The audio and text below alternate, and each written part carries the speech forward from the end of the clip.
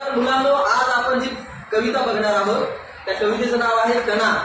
मराठीची एक सुप्रसिद्ध अशी ही कविता आहे आणि लेखकाचं नाव आहे कुसुमाग्रज। ते मराठी साहित्यामध्ये याचं खूप मोठं योगदान आहे। हे मराठीचे खूपच जास्त प्रसिद्ध असे हे कवी आहेत।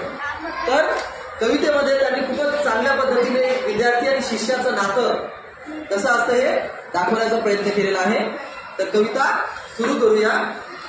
ओळखलं का सर मला पावसात आला कोणी, कपडे होते करदमलेले केसांवरती पाणी, क्षणभर बसला नंतर हसला बोलला वरती पाहून, गंगा माई पाहुणे आली गेली घरट्यात राहून, बाहेर वाशीन पोळीसारखी चार भिंतीत नाचली, मोकळ्या हाती जाईल कशी बायको मात्र वाचली, भिंत खचली चूल विजली होते नव्हते गेले, प्रसाद म्हणून पापण्यांमध्ये पाणी तेवढे ठेवले, कारभारणीला घेऊन संगे सर आता लढतो आहे, पडकी भिंत बांधतो आहे चिखल गाळ काढतो आहे, खिशाकडे हात जातात हसत हसत उठला, खिशाकडे हात जातात हसत हसत उठला, पैसे नको सर जरा एकटेपणा वाटला, मोडून पडला संसार तरी मोडला नाही कणा, मोडून पडला संसार तरी मोडला नाही कणा, पाठीवरती हात ठेवून नुसतं लढ म्हणा।